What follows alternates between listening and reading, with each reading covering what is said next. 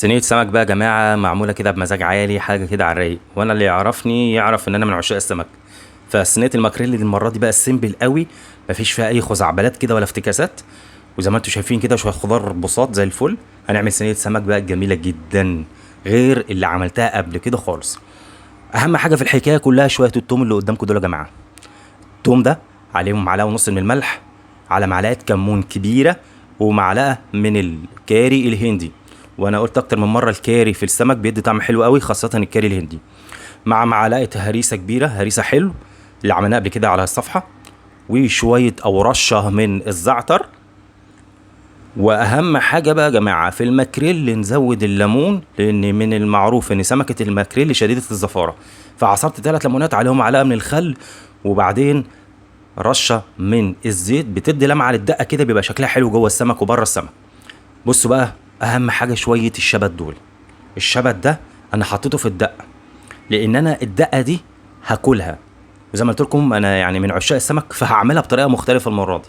دي بصلايه، عايزه تحطي بصلتين حطي، عايزه تحطي 3 حطي، او الحشو في الاخر ده يتاكل، بس انا عندي العيال مش بياكلوه، ففي الاخر انا عملت شويه الحشو دول على قد انا. وعليهم ملح وكمون وفلفل اسود. دي توابل الحشوه او الفرشه اللي هحط عليها السمك. والفلفل الاخضر الرومي، وبشره من الجزر او جزر مبشور.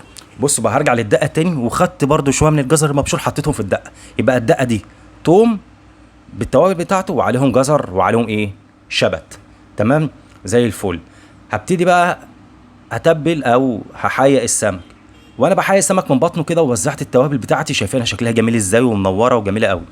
رجعت قلت ايه، طب ما انا اقطع اللحم من فوق، وابتدي احشي ايه برضو اللحمه من فوق بالتتبيله بتاعتي ديت. وكان بصراحه طعمها في الاخر كان جميل جدا جدا.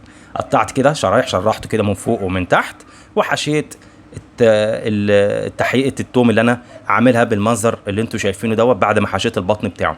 خلاص. بصوا سمك المكاريل ده يا جماعه، عايز اقول درجات، دي اعلى درجه فيه. كنت جايب انا اعلى درجه فيه ب 100 جنيه. خلاص. معرفش بقى دي نيوزيلندي بولندي حاجه زي كده يعني. حتى شايفين شكله جميل جدا. وجبت بقى طماطمايه قطعتها طرنشات، وحطيتها في النص كده. الصينيه شكلها نورت، الطماطم من اللون الاحمر مع الاخضر مع اللون الابيض بتاع البصل. بص الصينيه شكلها بقى جميل جدا.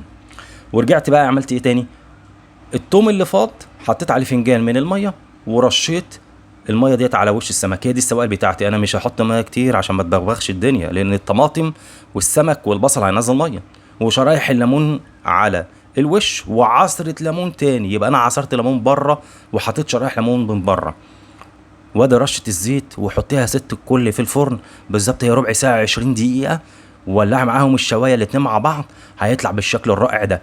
وزي ما قلت لكم انا جايب ماكريل اعلى واغلى نوع، جايبه ب 100 جنيه. بصوا فصوص طالع عامل زي الموز كده يا جماعه، مع الرز الذهبي الجميل اللي انا عامله، رز ابو بصل الجميل دوت، مع شويه الخضار. تحفه في الحر الشديد ده، عايزين اكل خفيف، اكل كده بسيط، وينفع برضو للناس اللي ماشيه على رجيم.